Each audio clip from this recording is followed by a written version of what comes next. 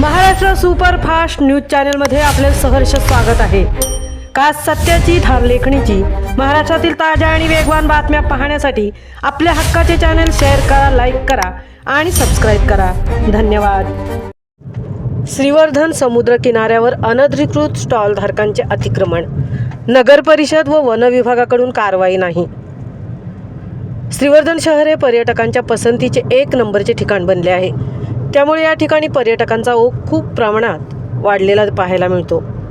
येणारे पर्यटक श्रीवर्धनचा समुद्र किनारा पाहण्यासाठी व समुद्र स्नानाचा आनंद घेण्यासाठी श्रीवर्धनच्या समुद्र किनारी येत असतात।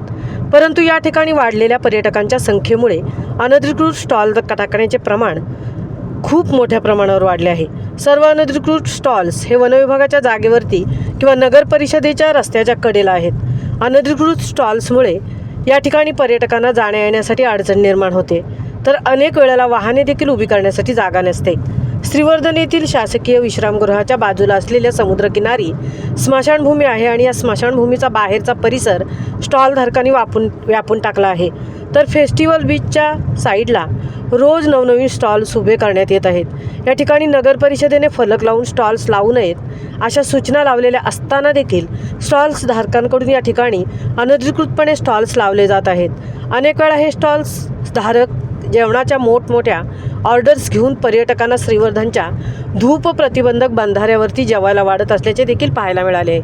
श्रीवर्धन शहरात अनेक हॉटेल्स व्यावसायिक आहेत, तर ज्यांनी शासकीय सर्व परवाने घेऊन हॉटेल व्यवसाय सुरू केलेले आहेत, तर अनेक हॉटेल व्यावसायिक हे भाड्याने जागा घेऊन त्या ठिकाणी व्यवसाय करत आहेत व शासनाच्या सर्व परवानग्या घेऊन व्यवसाय करत आहेत। परंतु अनधिकृतपणे समुद्रकिनारी स्टॉल्स उभे करून चहा, नाश्ता, जेवण इत्यादी पदार्थ पुरवणारे स्टॉलधारक कोणत्याही प्रकारचे लायसन्स किंवा परवाना न काढता व्यवसाय करत आहेत। त्यामुळे हॉटेल व्यावसायिकांवरती मंदीचे सावट आल्याचे दिसत आहे। समुद्रकिनाऱ्यावर वनविभागाची देखील जागा आहे, त्या जागेमध्ये देखील अनेक अनधिकृत स्टॉल्स आहेत। त्याचप्रमाणे नगर परिषदेच्या व महाराष्ट्र शासनाच्या जागेमध्ये सुद्धा अनधिकृत स्टॉल्स आहेत। मात्र संबंधित विभागाकडून हे अनधिकृत स्टॉल्स हटवण्यासाठी कोणत्याही प्रकारची कारवाई होत नसल्याने हॉटेल व्यावसायिकांमधून नाराजी व्यक्त होत आहे।